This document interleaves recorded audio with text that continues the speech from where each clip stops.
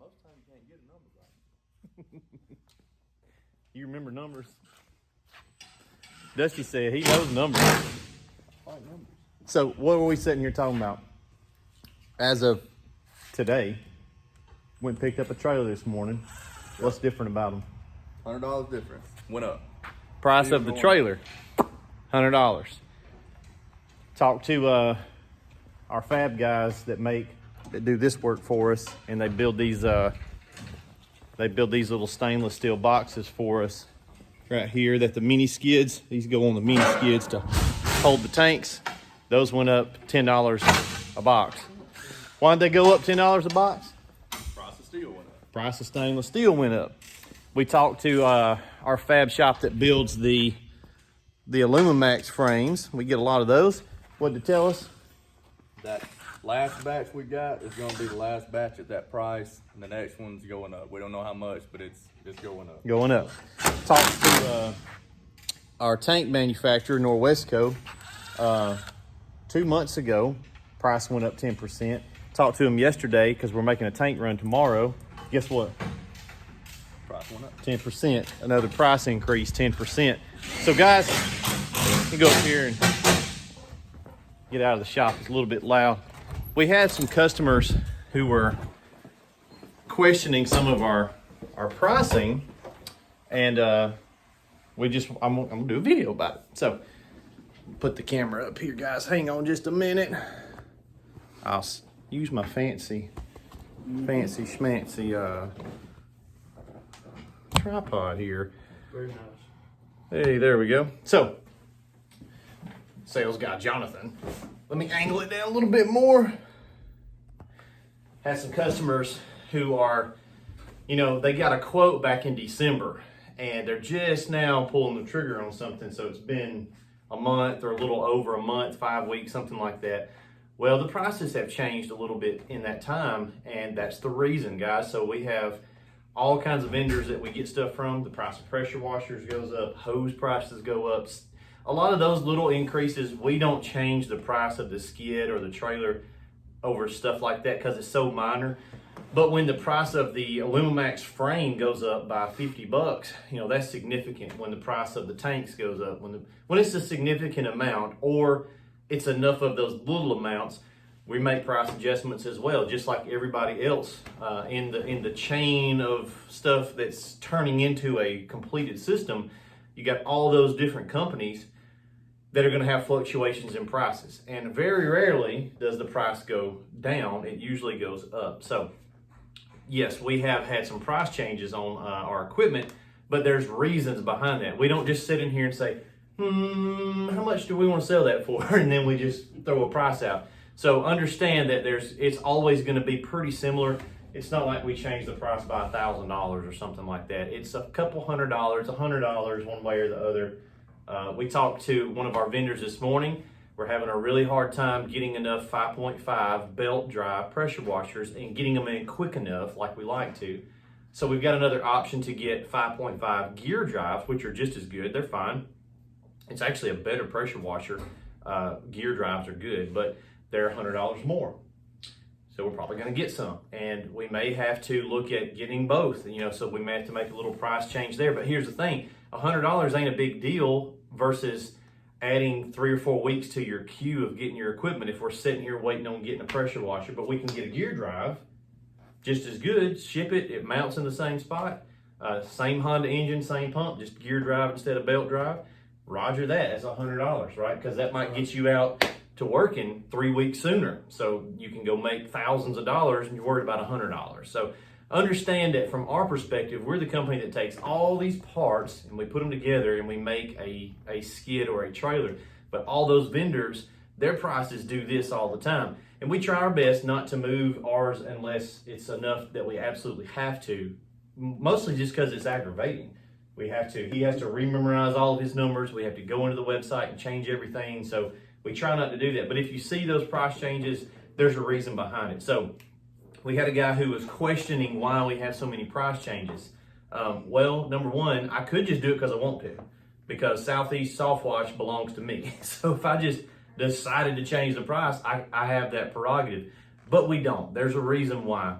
On our Alumimax Pro, which is our flagship model now, that went from a prototype to our flagship model in 1 month's time. So we had a couple of tweaks on the price because we had to really deep dive into how much is this thing costing us to build.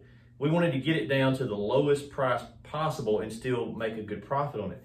One of our price changes, I think from the time that we did our first video and launched the Alumimax to currently, I think we've had about 3 adjustments on the price. What was the first adjustment? Light rack. Well, I'm talking about initially, we went from here to here. Well, it was just the price of the frame. We went way down Yep. in price. We had them listed for like, what was the Oh, it original? was $14,499. Yeah. When it first started out. And what are we at now for? $12,499 on base price. Yeah, so we went from 14.4 down into the 12s because I built one and I kind of was like, okay, I'm keeping up in my head how much it cost us to build this thing. Well, when we prototype one out and then we called the fab shop and say, okay, we're going to put in an order for 15 of these skids. Well, that price went down because we're ordering them in bulk. And so we went back and looked at the Alumimax after I think we had sold a couple, and we were able to drop that price down significantly because we're still making our profit margin that we want to make, and we're able to get that product to the guys at a better price. So that's good. It's a win-win for everybody.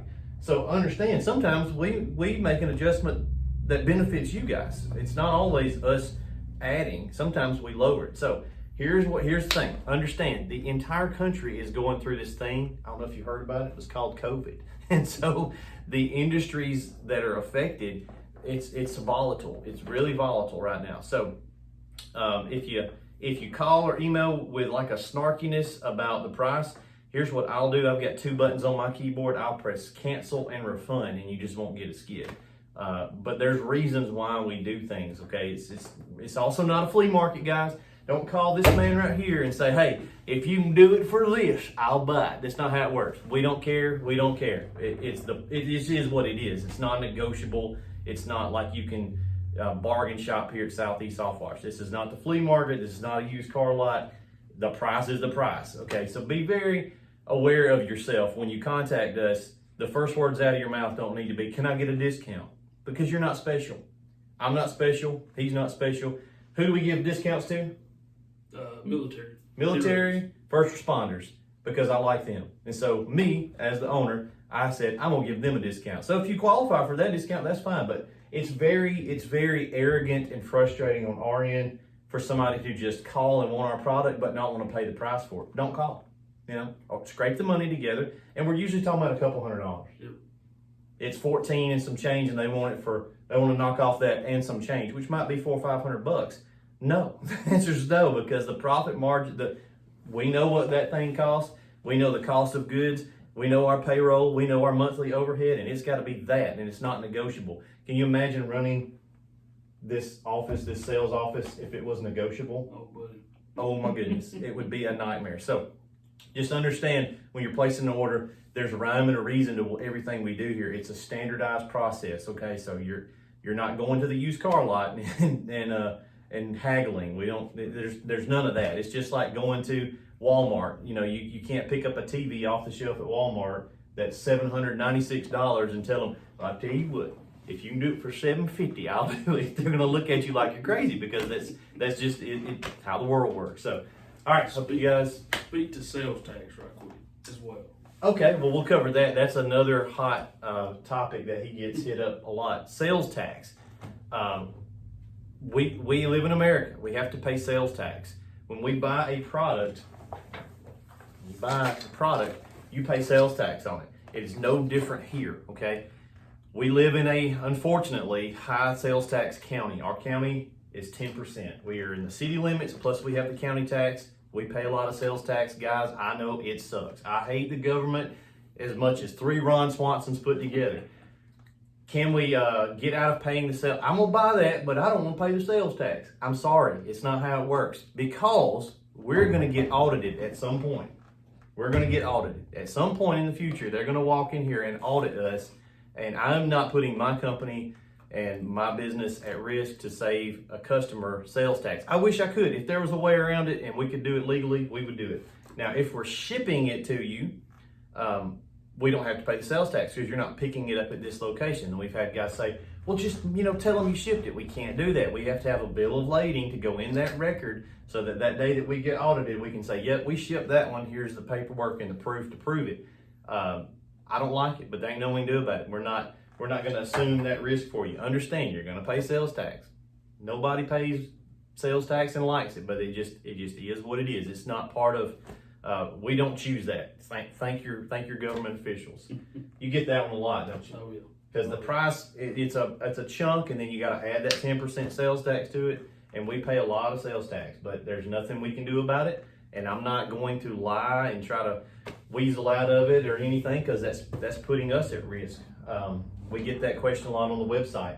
Why am I paying sales tax? Well, it's because our nexus point here, we've done our due diligence. We know what we have to charge for sales tax. We've actually talked to the Alabama Department of Revenue lady herself that would be the one to audit us, and she said, do it this way. This is the right way to do it. We've talked to many accountants.